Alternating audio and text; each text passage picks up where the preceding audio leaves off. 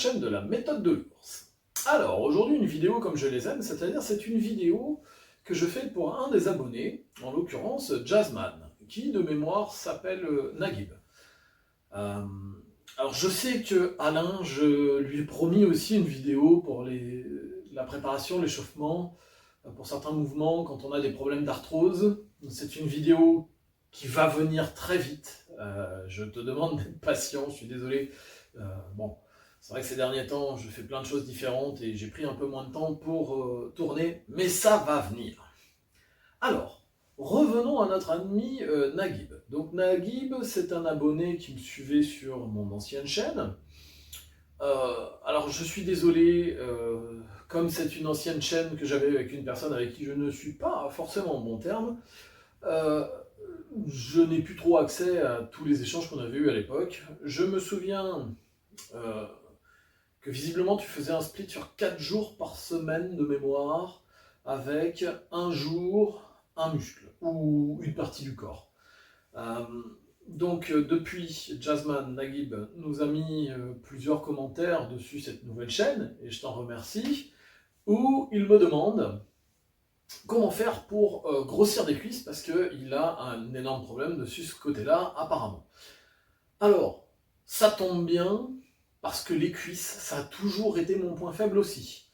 Maintenant, je commence à avoir des cuisses assez imposantes, enfin imposantes. Pour quelqu'un de normal, je parle, hein, pas quelqu'un qui fait du bodybuilding en spécifique, mais pour quelqu'un qui fait du sport de manière normale, je commence à avoir des cuisses très correctes. Et justement parce que j'ai compris certaines choses. Alors peut-être que ces choses que je me suis appliquées ne tireront pas, mais on va essayer de travailler ensemble. Et pour toutes les autres personnes qui regardent cette vidéo, vous allez vous dire, bah oui, ça ne nous correspond pas, ça va correspondre à Naguib uniquement. Eh bien, oui, pour ce qu'on va en donner, mais ce qui est important, ça va être la démarche derrière, la réflexion qu'on va avoir. Et vous allez voir, ça va être fait à froid. Avant de commencer cette vidéo, j'ai juste noté les quelques données que Naguib m'a données, et on va analyser ça tous ensemble, d'accord? Et vous allez comprendre où je veux en venir. Alors,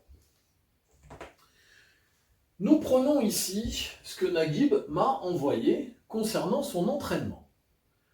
Son entraînement, il me dit, je le commence avec un leg extension, je mets 59 kg et je fais des séries de 12. Voilà. Je n'ai pas d'informations concernant le nombre de séries et le temps de repos. Ça, c'est un peu dommage. Mais bon. Ensuite, il enchaîne sur du squat avec des haltères. Il prend 2 haltères de 26 kg. Je ne sais pas combien il fait de répétitions, mais 2 x 26, ça fait 52. Là, il met 59. À mon avis, c'est de la série assez longue aussi. Ensuite, il fait soit des fentes, soit de la presse. Quand il fait des fentes, il prend 18 kg. Et là, je ne sais pas non plus, mais à mon avis, c'est pareil. Ça doit être sur des séries assez longues. Puis, il passe sur du soulevé de terre aux haltères, dumbbell, hein, DB, avec 2 x 26 kg, et il fait des séries de 12. Très bien.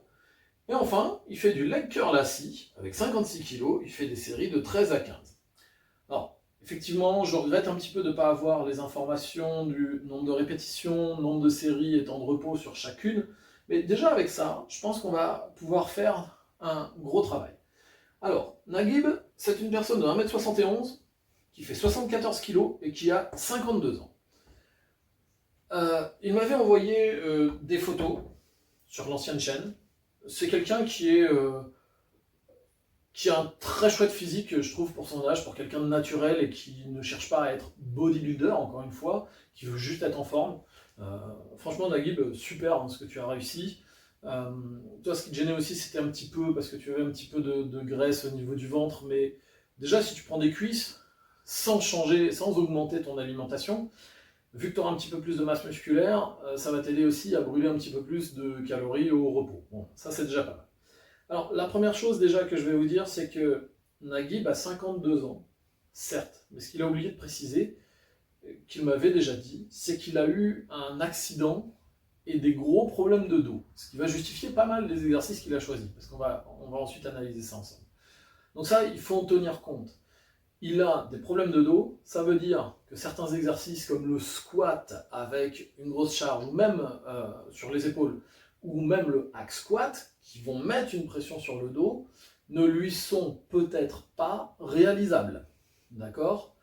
Donc quand on va discuter tout à l'heure des exercices, des charges, etc., il faudra aussi que lui adapte en fonction de son corps, de ce qu'il est capable de faire ou non. Bon, donc, moi ce que je regarde, déjà la première chose, bon, on reviendra sur les exercices après, mais c'est les répétitions. Ici on en a 12, ici on en a 12, ici on en a 13 à 15, donc il y a de fortes chances qu'ici on soit à peu près dans la même chose, entre 10 et 20 répétitions. C'est-à-dire que ce que fait Naguib, c'est qu'à chaque fois, alors j'espère qu'il est proche de l'échec à chaque fois, hein. Ça aussi c'est important, c'est-à-dire que si depuis des années vous vous entraînez sans augmenter la charge et que c'est de plus en plus facile, eh bien vous faites de l'entretien. Vous ne pouvez plus créer de muscles. Ce qu'il faut, c'est vraiment forcer votre corps à réagir parce que vous lui imposez quelque chose qu'il ne sait pas faire. Il fait toujours le même genre de nombre de répétitions. Là, nous sommes dans ce qu'on appelle un stress métabolique. Je vous rappelle que le stress se présente de plusieurs façons. Le stress nerveux, le stress mécanique, le stress métabolique qui se divise en deux parties, c'est-à-dire l'accumulation de lactate ou la congestion musculaire, et ensuite un stress oxydatif qui est un stress d'endurance. Quand on veut prendre de la masse musculaire, le stress nerveux n'est pas le plus important. Ça, c'est plutôt pour développer de la force pure. Néanmoins, quand on veut développer de la masse musculaire, il est important de ne pas se limiter à un seul type de stress. Le stress métabolique permet les gains musculaires, mais n'est pas le plus efficace. Le plus efficace reste le stress mécanique. Le stress mécanique, on va l'imposer à notre corps. Alors il y a toujours un stress mécanique bien sûr, mais je veux dire, il sera prédominant, ce sera le stress qui crée l'échec, lorsque l'on va être entre, grosso modo, 4 à 10 répétitions à l'échec, selon les gens, voilà, et selon le rythme que vous mettez sur vos répétitions. Donc, là, ça manque. C'est la première chose que j'observe. Et pour pouvoir rester entre 4 et 10 répétitions à l'échec, ça veut dire qu'il faut mettre des charges assez lourdes. Donc là, il y a un souci, c'est qu'il n'y en a pas.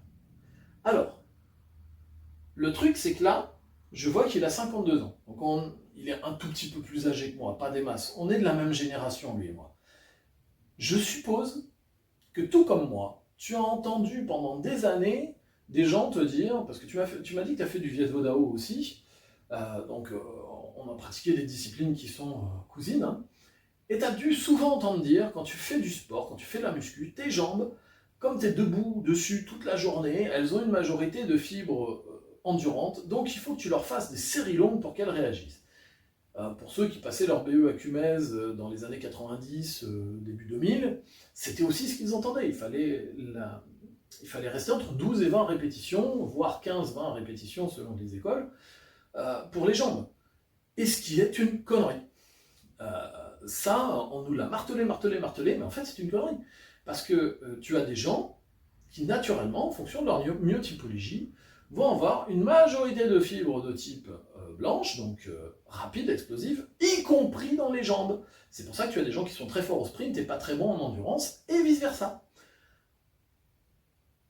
Donc, se limiter à un certain type de nombre de fourchettes de répétition n'est pas forcément idéal. Alors, peut-être que par le passé, tu as exploré, ça je ne sais pas. Et que tu t'es dit, c'est là que tu réagis le mieux. Mais bon, voilà, déjà la première chose que je ferais, moi, tu as ton leg extension. Alors, c'est un exercice d'isolation qui est une forte tension de contraction. Certaines personnes diront, bah, on ne comprend pas, d'habitude on nous dit toujours, il faut commencer par un exercice polyarticulaire. Là-dessus, c'est très judicieux de la part de Naguib parce que, s'il a du mal à sentir ses cuisses, commencer par un exercice d'isolation avec un stress métabolique, là en l'occurrence c'est bien, c'est-à-dire 12 répétitions, il sent son muscle, etc. Ça va lui permettre d'améliorer sa connexion cerveau-muscle. Ça, c'est une chose qui est hyper importante pour le développement de la masse musculaire, l'hypertrophie. D'accord? Donc ça, je le garderai parce que, à mon avis, c'est une très bonne stratégie. Deuxième chose, il fait un squat aux haltères, mais il va rester sur la même chose. Mais ici, il nous dit que de temps en temps, il fait de la presse. Ben, j'enlèverai le squat, je ferai de la presse à cuisse, puisque la presse à cuisse met quand même moins de pression au niveau du dos, même si elle en met quand même. Ou alors, si tu en as un, je ferai par exemple du belt squat, si ça te convient. Bon, après, si tu le peux, c'est vrai que le squat ou le hack squat, plutôt hack squat, serait adapté. Mais bon, je mettrai presse, bel squat, squat, enfin, ce genre de truc à la place du squat aux haltères, et pour des séries entre 4 et 6 répétitions. Alors, comme tu as déjà un peu fatigué tes muscles avant, ça te permet de charger un peu moins, mais au moins tu serais sur un stress mécanique beaucoup plus important. Allez, on va dire 4 à 8 répétitions si tu veux, au lieu de 4-6. Là, je ferai seulement 2-3 séries, d'accord, avec un temps de repos assez court quand même pour générer une fatigue, donc 1 minute entre chaque série. Là, vu que toi, ce qui t'intéresse, c'est l'hypertrophie, pareil, 3-4 séries, ok, de 4 à 8 répétitions. En troisième, tu mets des fentes ou de la presse. Bon, bah là, je ne mettrai pas de presse. Pour ensuite partir dessus ça. Bon, je garderai les fentes, ok. Mais après, je parlerai de l'ordre, ok. Donc, je garderai les fentes. Par contre, j'essaierai de faire peut-être sans le poids, juste à poids de corps, mais une série super, super, super longue. C'est-à-dire, pas hésiter à faire 100, 200 fentes pour vraiment pumper, pumper, pumper et défoncer le muscle. Ensuite, tu enchaînes sur du soulevé de terre aux haltères. Alors,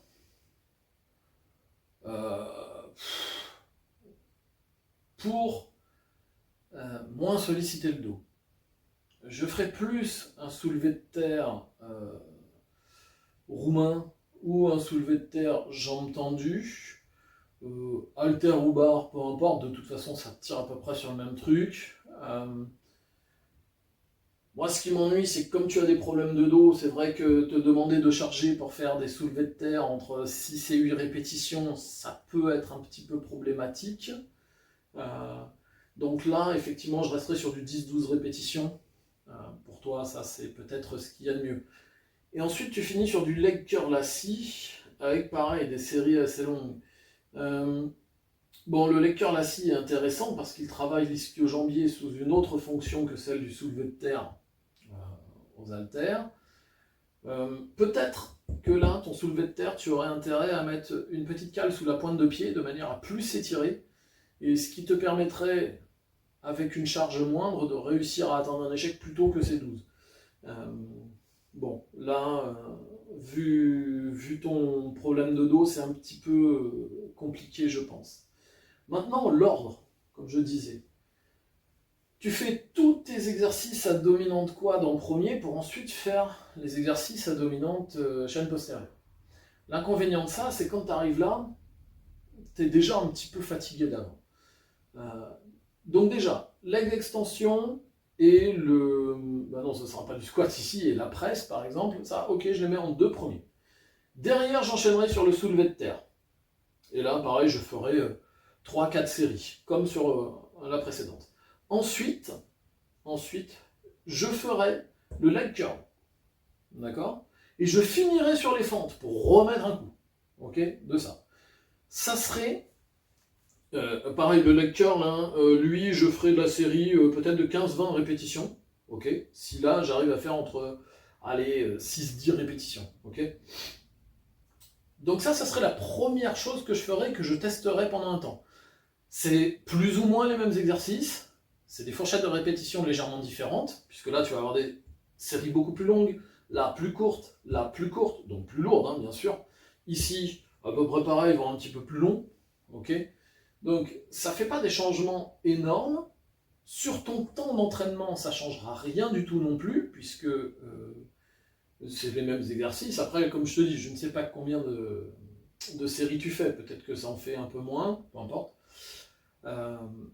Mais ça serait la première étape. Et je testerai comme ça pendant 1-2 mois, voir si ton corps réagit bien. Maintenant, si ça ne réagit pas encore, et que tu n'arrives pas à développer tes cuisses comme tu veux, pardon. Comme je disais tout à l'heure, tu fais un split sur 4 jours, avec une seule fois les jambes par semaine. Si tu les avais entraînées 2-3 fois par semaine et que ça ne prenait pas, je t'aurais dit fais-en un peu moins pour voir. Là, le truc, c'est que tu en fais peu fréquemment. Tu as 52 ans. Je pars du principe que tu n'as jamais touché au produit dopant. Donc, tu arrives à un âge où la synthèse protéique, il faut la stimuler plus souvent. L'anabolisme, il faut le stimuler plus souvent quand tu veux prendre de la masse musculaire. Donc entraîner un point faible, puisque tes jambes semblent être ton point faible, une fois par semaine, c'est pas suffisant. Je transformerai mon split en upper-lower. Donc aujourd'hui, je sais plus, hein, mais je crois que c'était un pec, dos, jambes, épaules. Je ferai, même pas upper-lower, je ferai lower-upper. Premier jour, jambes. Deuxième jour, pec et dos en tirage horizontal. Un jour de repos. Quatrième jour, jambes. Et dernier jour d'entraînement, donc cinquième jour de la semaine ou quatrième jour d'entraînement, je ferai les épaules. Donc dans les épaules, il y a beaucoup de poussées verticales, vers le haut, et le dos en tirage vertical vers le bas. Tout ce qui est traction et trucs comme ça. D'accord ? Comme ça, tu aurais quand même des stimulations plus fréquentes, en plus sur tous les muscles. Ça serait peut-être pas plus mal. Mes séances jambes, alors là, je vais peut-être changer un peu ça. Donc j'ai dit lower, upper, repos, lower, upper. Tu peux mettre une journée de repos ici si tu t'entraînes le samedi par exemple, et puis garder le dimanche, ou tu mets ici samedi, dimanche, peu importe. L'hurlu, c'est joli. Donc le premier upper. Donc je t'ai dit, ici tu aurais pec et les dos en upper back. Ici tu aurais les épaules et le dos en grand dorsal. Donc là, ici tu vas avoir des tirages horizontaux qui vont te tirer sur le dos. Donc je mettrai ici une séance avec une dominante quad.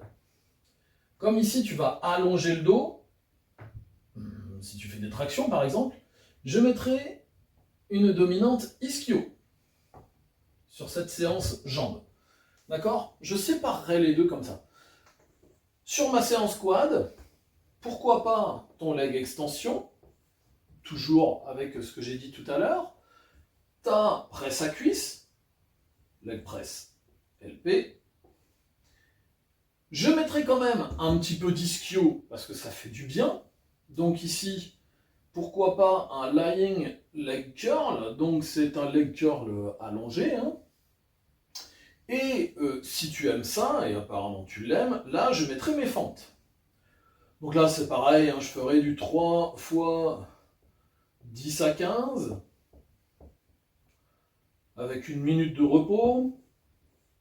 Là je ferai 3 à 4 fois du, on avait dit tout à l'heure, 6 à 8, par exemple, avec 2 minutes de repos entre chaque.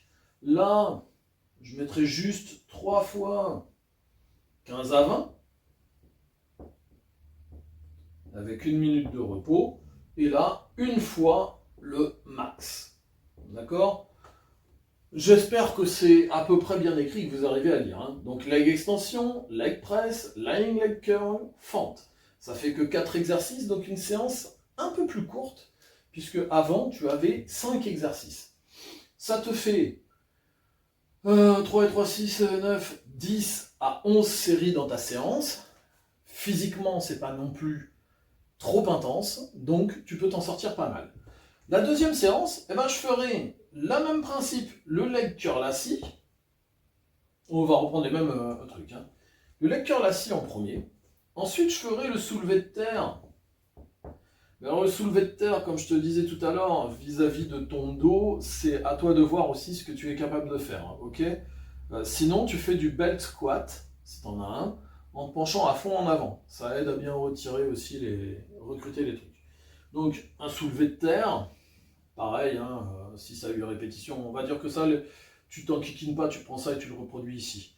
Derrière, alors, là, tu as déjà du leg extension, mais pourquoi pas faire du 6-6 squat, 6-6 squat, SSS, c'est pas très joli ça. Hein, je vais me faire censurer.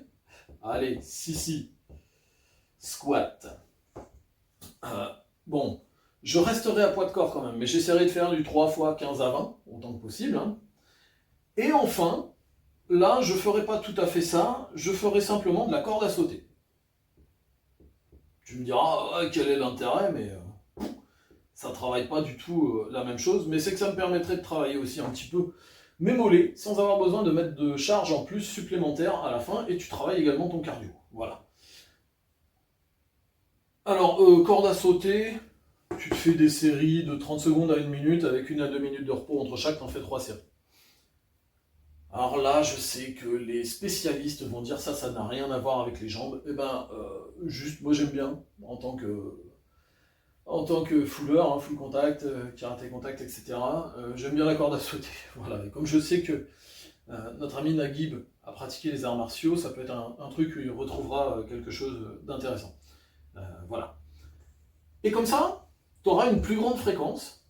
Là, c'est pareil, tu vas donc avoir un volume un petit peu moindre, mais si tu comptes bien, ça t'en fera beaucoup plus que quand tu as une seule séance par semaine. C'est-à-dire que tu multiplies pas tout à fait par 2, mais pas loin.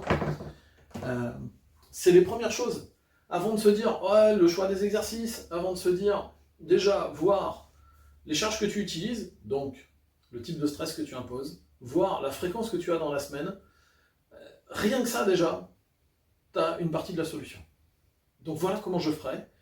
J'espère que cette vidéo va te servir à toi en direct et que toutes les personnes qui auront regardé cette vidéo et qui auront tenu jusqu'ici, parce que vous avez remarqué que je l'ai fait à froid, hein. Voilà comment, quand des amis viennent me voir en me disant tiens j'ai tel problème, je règle le problème, je réfléchis pas non plus pendant 3 ans dessus.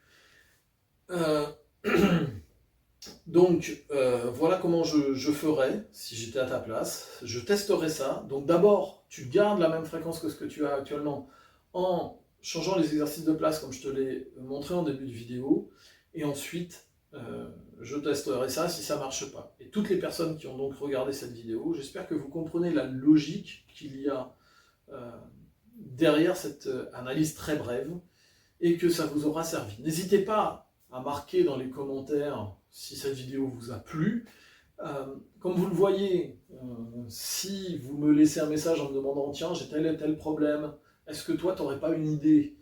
Rappelez-vous, je ne suis pas professionnel de musculation, mais je peux partager quand même mon expérience comme je le fais ici et ce sera avec un grand plaisir. En attendant, abonnez-vous, likez et partagez cette vidéo à un maximum de personnes que vous connaissez qui peuvent rencontrer ce genre de problème. Voilà. Et je vous dis à très bientôt pour une autre vidéo, et notamment une vidéo pour mon ami Alain, pour ce fameux échauffement lorsqu'on a des problèmes d'arthrose. Allez, bisous bisous les amis, à très bientôt.